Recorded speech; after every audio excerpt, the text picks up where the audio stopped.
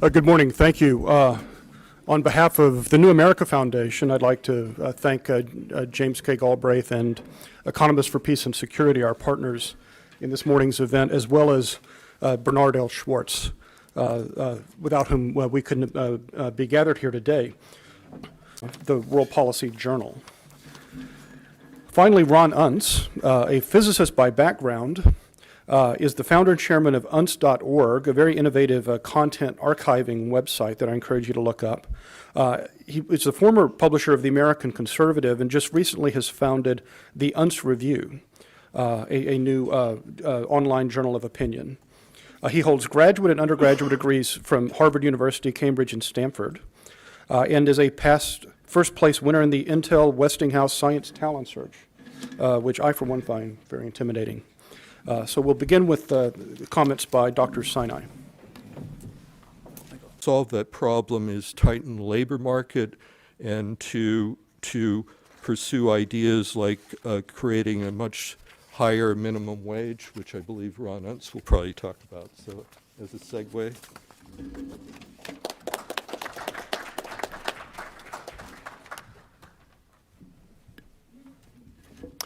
Well, thanks a lot for the opportunity to speak before you here. My background is actually quite a bit different probably from most of you here, in that not only is my background originally in the sciences, but until the last few years I was involved in lots of public policy issues, but almost none of them had any connection with economics. In other words, getting involved in economics, getting interested in economics is something of a new turn for me.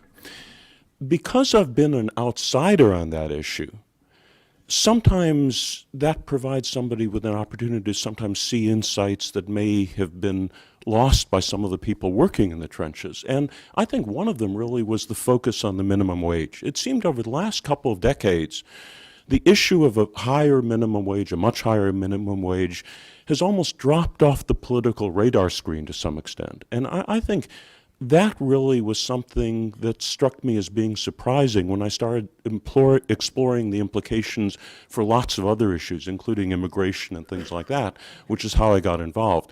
Once I started thinking about it, it seemed to me that raising the minimum wage by a much higher amount would have a lot of advantages, and that's actually what I've been writing about a bit the last couple of years.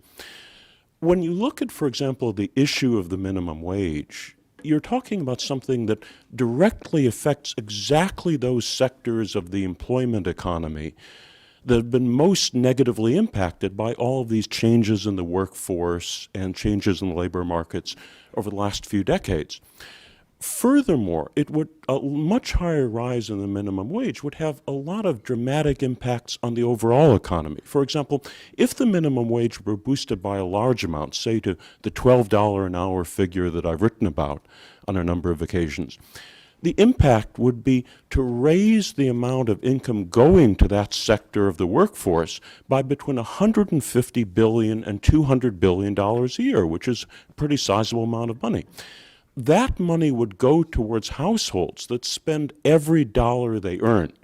So you're talking about an economic boost, a stimulus effect that could be approaching $200 billion a year. And it's a permanent stimulus effect. It's not one time, it's permanent. And that could really have a lot of very positive impacts on the overall economy. One reason something like a much higher minimum wage might work now in the way that might have had difficulties 20 or 30 or 40 years ago is, to be honest, a negative effect in that America has lost almost its entire manufacturing sector that we had decades ago. The manufacturing sector competed with foreign countries, obviously, and it was subject to the sort of competition that a much higher wage level could not support. Those sectors of the American economy today that would be benefiting from a minimum wage of, say, $12 an hour tend to be the non-tradable, low-wage service sector, those sectors that are essentially insulated from foreign competition. So the job loss under the right circumstances probably would not be very severe. It might almost be negligible. In a sense, when you're talking about raising the wages of those jobs by government requirement, the result would be that those industries would probably mostly raise their prices by some small amount, a one-time raise of prices, probably of a couple of percent, a few percent, something like that. And they'd also trim back some of their profits, which are right now at record levels. It's unlikely that most of those jobs or many of those jobs would cease to exist simply because if all of those different competitors raise their prices in unison, there really would be negligible job loss. And again, the stimulus effect would be enormous. For example, if you look at a company like Walmart, all it would have to do would be to raise its prices by a couple of percent probably. All their competitors would be in the same position. And so you'd be talking about shifting probably $150 billion or $200 billion a year from the sort of people who don't shop at Walmart into the pockets of the sort of people who do shop at Walmart. And so on balance, logically, a company like Walmart probably would benefit from something like that, so long as it were a coordinated effect and all of Walmart's competitors had to raise their prices as well. Again, the benefits are tremendous, and when you look at the polling numbers, enormous support for a much higher minimum wage. 60% among Republicans, 70 or 80% among Democrats. It's a very popular issue. It's also a very simple issue. In other words, many of the economic proposals that have come out from Washington have sometimes been very intricate and complex. For that reason, as we see from a certain website, they many times don't work very well in practice. And also, they're very hard to explain to people. In other words, when you're talking about complex changes in the economy, setting up new types of financial structures, ordinary people don't understand them very well. When you explain that the government would simply require that the minimum wage rise to $12 an hour, people understand that. Now, I've been out of the political world for most of the last decade, but prior to that I actually was involved in a number of political campaigns around the country on entirely different issues. And in effect, I worked as a political consultant, a self-employed political consultant during those campaigns.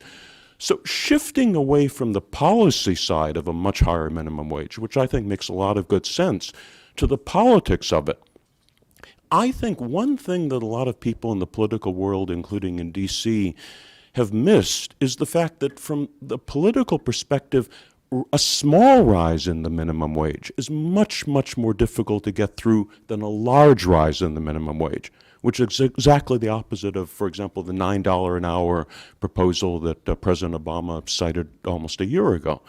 And the reason for that is when you're talking about a small rise in the minimum wage, very few people feel they would directly benefit from that. The people who would benefit tend to be overwhelmingly, for socioeconomics and demographic reasons, Democrats when they vote. And many times they're the sort of people who don't vote at all. So in other words, the political momentum behind a rise in the minimum wage of, say, 50 cents or $1 or even $1.75 is relatively small. If, on the other hand, you're talking about a rise in the minimum wage of 70%, from $7.25 up to $12 an hour, the landscape becomes entirely different. The people who benefit would benefit by thousands of dollars per year, which is something that gets their attention. Furthermore, the socioeconomic and political structure of the beneficiaries is entirely different. For example, the figures I've looked at show that 40%, nearly 40% of white Southerners would benefit from that sort of rise in the minimum wage. In other words, if you're talking about raising their incomes by several $1,000s a year, it gets their attention. And you're talking about the demographic base of the Republican Party. So if you have a policy proposal that essentially would only benefit Democrats and low-voting Democrats, the support for it is narrowly confined to a certain sector of the market, the political market.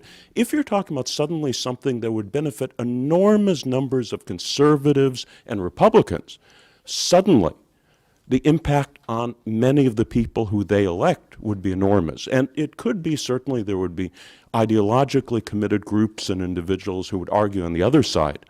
But if Rush Limbaugh says one thing, but on the other hand, the people feel that they're going to make $5,000 more a year or $8,000 more a year by this policy proposal, well, that time they will probably ignore what Rush Limbaugh tells them. Now, from the point of view of American unions, relatively few unionized employees would benefit of a rise from something like that.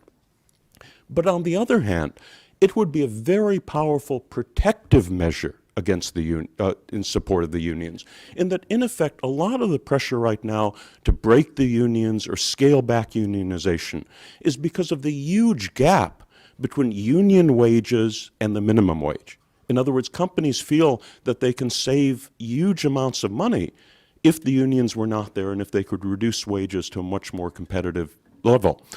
On the other hand, if the gap between the minimum wage and the lower ends of the union wage becomes much smaller, then the incentive for companies to try to break the unions or stop them from coming in becomes much less. In other words, if the service employees typically make $13 or $14 or $15 an hour, and the minimum wage is $7 or $8 an hour, there's a massive incentive to keep them from unionizing a workforce.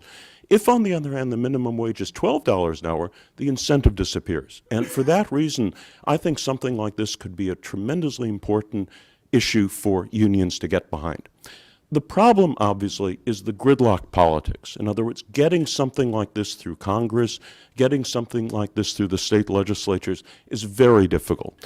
Ideologically, it probably shouldn't be, because obviously a much higher minimum wage suddenly means reductions in housing subsidies, food stamps, social welfare programs, tax credits, exactly the sort of things that many libertarian or free market advocates are really annoyed by.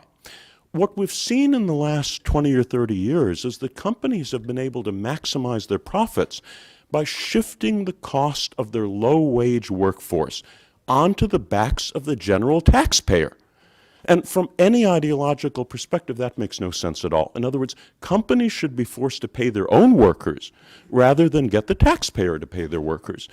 And for that reason, potentially there might be an opening to conservatives or libertarians who may not like the minimum wage, who may not like regulations, but like the alternatives even less than that. So anyway, it seems to me this is something that could be very beneficial economically for a lot of different reasons. It could spill over into different sectors of the economy. It's enormously popular, 70%, 80% support. And the question is how to put the pieces together to get it implemented. Thanks a lot. Variety of public purpose vehicles for broad public government investment. With regard to the minimum wage, there certainly would be losers in terms of employment, but the likely concentration of those losers would actually be the low-wage manufacturing sector, the sweatshop industry, things like that. Because, in a sense, those are the ones subject to the sort of foreign competition that could be priced out of the market if suddenly they were paying $12 an hour.